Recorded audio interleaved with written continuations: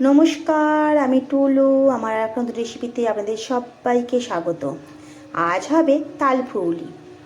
এই তালফুরুলি এইরকমভাবে তালফুরুলি করলে অনেক দিন পর্যন্ত আপনারা স্টোর করে রাখতে পারবেন, আর শক্তও হবে না, নরম থাকবে। এই তালফুরুলি করার জন্য প্রথমেই আমি নিয়ে নেব একটা বাটি। বাটির মধ্যে আমি সেদ্ধ চাল নিয়ে নেব, যে ভাতের চাল, সেই ভাতের চাল নিয়ে নেব 2 বাটি। এবারে এটা 2 বার 3 বার জল দিয়ে ভালো করে ধুয়ে 2 ঘন্টার জন্য ভেজাতে দিয়ে দেব, ভিজতে দেব। খুব ভালো করে ভিজে গেছে। আমি এর জলটা ঝারিয়ে একটু শুকনো করে নিয়েছি। এবারে একটা মিক্সার জার নিয়ে নেব। এই শুকনো করা চালটা আমি এই মিক্সার জারে দিয়ে দেব।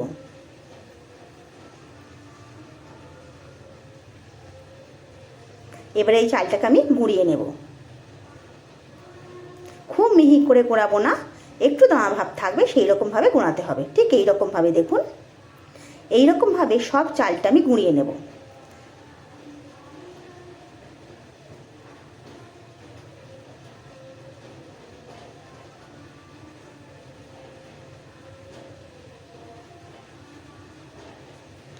আমার 3 বারে চালটা গুঁড়িয়ে নিয়েছি।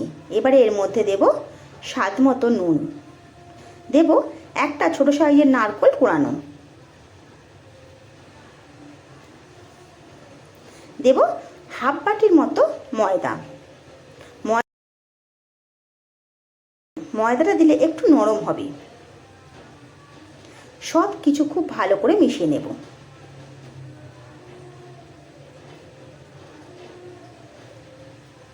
এবারে এর মধ্যে অল্প অল্প কাঁচা তাল, এটা জাল দেওয়া তাল নয়, কাঁচা তাল দিয়ে এই চালগুলিটাকে খুব ভালো করে মেখে নেব।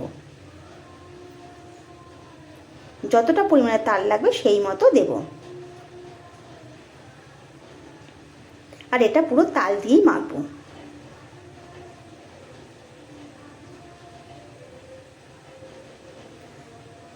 সব তালটা দিয়ে মাখা হয়ে গেছে। এবারে এর মধ্যে দেব অল্প একটু চিনি। চিনিটা আপনারা যে যেমন মিষ্টি খাবেন সেই মতো চিনিটা দেবেন। তালটা যেহেতু আমার ভালো মিষ্টি আছে, সেই জন্য চিনিটা আমি অল্প করে দিলাম। এবারে সব কিছু খুব ভালো করে মিশিয়ে নেব। খুব ভালো করে মেশানো হয়ে গেছে। ব্যাটারটা ঠিক এইরকম হয়, পাতলাও হবে না আর খুব মোটাও হবে না, ঠিক এইরকম হবে। এবারে গ্যাসে একটা কড়া বসিয়ে নেব, দিয়ে দেবো বেশ অনেকটা সাদা তেল। তেলটা খুব ভালো করে গরম হয়ে গেলে আমি ফুরুলিগুলো ছেড়ে দেব।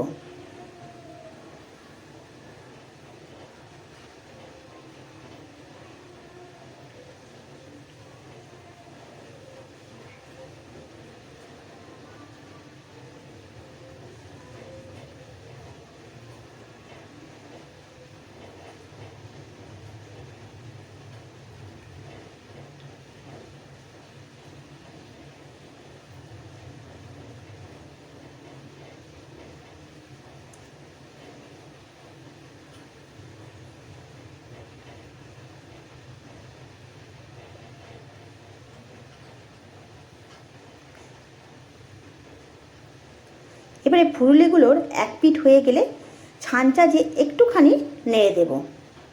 কাঁচা অবস্থায় নাড়তে গেলে ফুরুলিগুলো সব ভেঙে যাবে। এক পিঠ হয়ে গেলেই তারপর এগুলো নেড়ে দেব। এবারে এগুলো আমি উল্টে পাল্টে লাল লাল করে ভেজে নেব।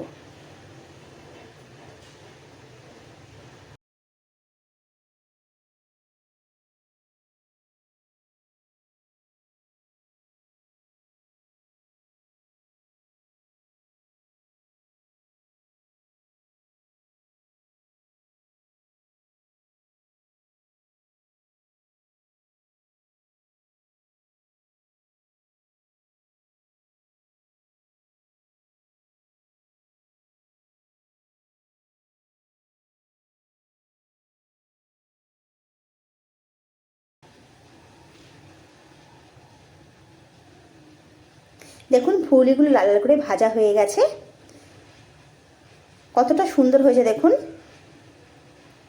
ওপরটা মুচমুচে, ভেতরটা নরম। এবারে এই ফুলগুলো আমি তুলে নেব।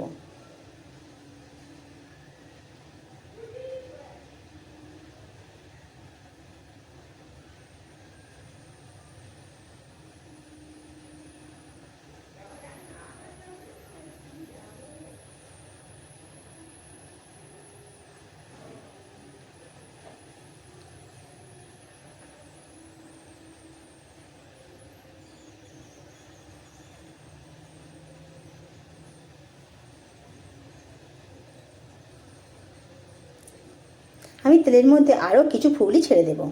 এই রকমভাবে সব ফুগলিগুলো আমি ভেজে নেব। দেখুন ফুগলিগুলো সব ভাজা হয়ে গেছে। আমার এই ফুগলিগুলো হয়েছে।